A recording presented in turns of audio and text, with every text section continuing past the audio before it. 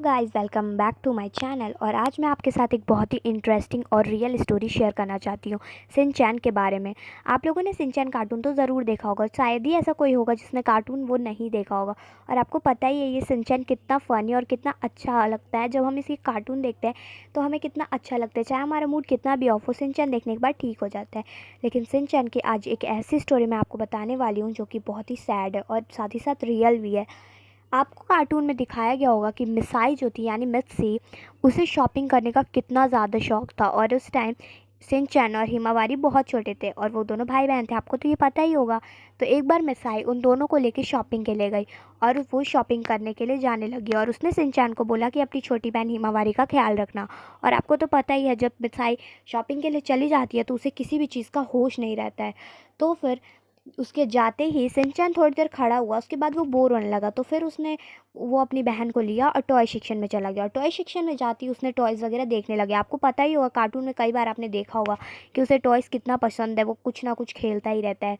और फिर वो टॉय देखने लगा और वो भी अपनी बहन को भूल गया। और उसके बाद हिमावारी रोड पे चली गई और हिमावारी रोड पे चली गई और वो रोड क्रॉस करने लगी। अब वो छोटी बच्ची थी, उसे कुछ समझ नहीं आ रहा था और बहुत तेज़ रफ्तार से गाड़ियाँ आ जा रही थी।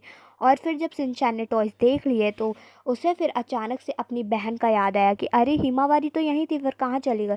और हिमावारी टॉय शॉप से बाहर निकल चुकी थी और उसने जब देखा कि उसकी बहन रोड पे है तो वो बहुत घबरा गया, क्योंकि वो खुद भी बहुत छोटा था और वो सोचने लगा हिमावारी को कुछ हो ना जाए। और आपको कार्टून में पता ही है वो कितना प्यार करता है अपनी बहन से, ऐसे ही रियल में भी बहुत ज़्यादा वो अपनी बहन से प्यार करता था।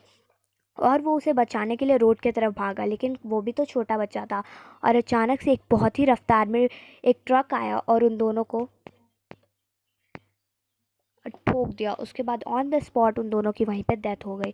और उसके बाद हिमावारी और सिंचैन की डेथ हो गई। और उसके बाद मिसाई को बहुत ही बड़ा गहरा सदमा लगा और उसे हमेशा ऐसा लगता रहा कि उसी की वजह से उसके दोनों बच्चों की डेथ हो गई। और उसने हमेशा एक डायरी लिखती थी, वो हर रोज़ एक डायरी में अपने बच्चों के बारे में लिखा करती थी और उनकी पेंटिंग्स भी बनाया करती थी। तभी ये जब स्टोरी योशिता उत्सोई एक राइटर को पता चली, तब उन्होंने इस स्टोरी पे बहुत अच्छी एक कार्टून बना दी। और वही कार्टून आज सिंचैन है, जो कि बहुत ही फेमस है और सबको बहुत ही अच्छा लगता है और सबका फेवरेट भी है।